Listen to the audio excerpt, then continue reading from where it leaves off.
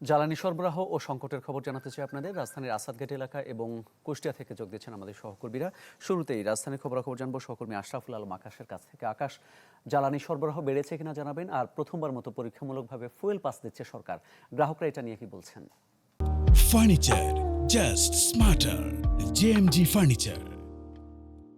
মামুন, আমি প্রথমে আপনাকে বলে রাখতে চাই, তেলের সংকট বলেন, তেলের জন্য যে ভোগান্তি, সব কিছু মিলে কিন্তু এই সংকট প্রায় ১.৫-২ মাসের উপরে কিন্তু অতিক্রম করতে যাচ্ছে বাংলাদেশ। সেই হিসাবে কিন্তু এখন যত দিন যাচ্ছে সংকটের তীব্রতা তত বাড়ছে। আমার পেছনে এখন যাদেরকে দেখছেন যে মোটরসাইকেলগুলো আসলে তেল দিচ্ছে, তারা কিন্তু এক একজন প্রায় ১০ ঘন্টা করে অপেক্ষা করে তারপরে কিন্তু এখন ওরা তেল পাচ্ছে। কারণ আসাদগেটের যে ফিলিং স্টেশনটিতে আমরা আছি, সোনার বাংলা ফিলিং স্টেশন, রাতের ২টা-৩টার পর থেকে তারা কিন্তু এখানে সিরিয়ালে ধরেছেন। আমরা প্রত্যেকের সাথে কথা বলেছি, যাদের সাথে কথা বলেছি এখানে যারা আসলে দীর্ঘ অপেক্ষায় ছিলেন, প্রত্যেকেই কিন্তু প্রায় ৮ থেকে ১০ ঘন্টা কমপক্ষে অপেক্ষা করার পরে যাদের ফুয়েল পাস আছে তারা ১,০০০ টাকার তেল পাচ্ছে, আর যারা ফুয়েল পাস ছাড়া আসলে তেলের জন্য এসেছেন তারা ৫০০ টাকার তেল পাচ্ছেন। এভাবেই করেই কিন্তু আসলে প্রায় প্রত্যেকটা ফিলিং স্টেশনের চিত্র আমরা দেখতে পাচ্ছি।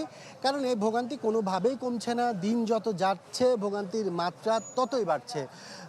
সরবরাহ যেটি বলছেন আসলে ফিলিং স্টেশন কর্তৃপক্ষ, যে পরিমাণ সরবরাহ তারা পাচ্ছেন সেটি দিয়ে আসলে ২৪ ঘন্টা তেলের যে সার্ভিস সেটি আসলে দেওয়া সম্ভব হচ্ছে না।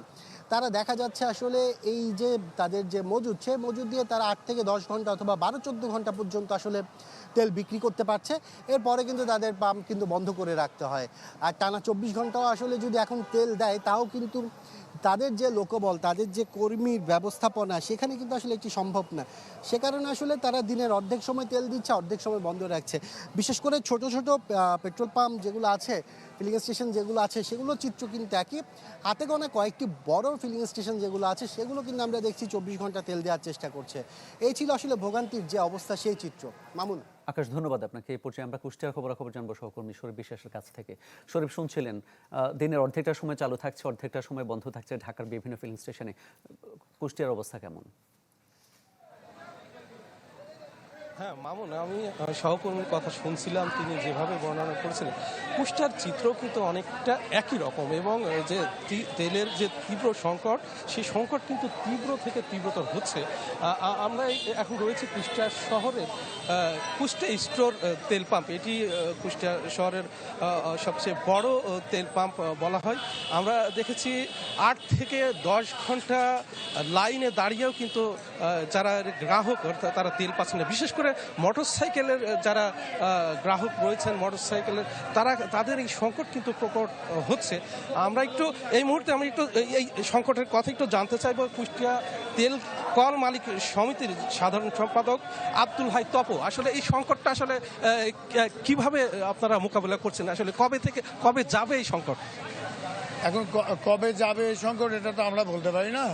তবে গভর্নমেন্টও চেষ্টা করছে, তেল একেবারে খারাপ আসছে না, কিন্তু আতঙ্ক বেশি।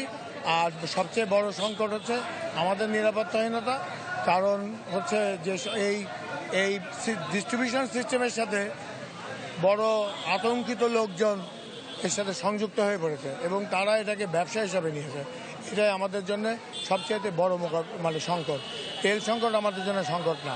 এবং আমি আপনাকে আগেও বলেছি, বহু ডিলার ডিস্ট্রিবিউটর আছে যারা জ্বালানি তেল উত্তোলন করতে চাচ্ছে না, একেবারেই শুধু তাদের নিরাপত্তার জন্য। ধন্যবাদ। আসলে মামুন, এই তেল পাম্প মালিক সমিতির সাধারণ সম্পাদক বলছিলেন আসলে নিরাপত্তার একটা বড় সংকট কিন্তু এখানে রয়েছে। বিশেষ করে স্থানীয় প্রভাবশালী যারা এই প্রতিটা পাম্প, অর্থাৎ কুষ্টিয়া শহরে ৩১টা পাম্প রয়েছে, এই পাম্প কিন্তু তারা নিয়ন্ত্রণ করছে। নিরাপত্তার কারণেই কিন্তু তারা সঠিকভাবে তেল সরবরাহ এবং করতে পারছে না বলে তিনি জানাচ্ছিলেন। মামুন, ধন্যবাদ আপনাকে। জ্বালানি তেলের সরবরাহ এবং সংকটের বিষয়ে জানাচ্ছিলেন আমাদের সহকর্মীরা।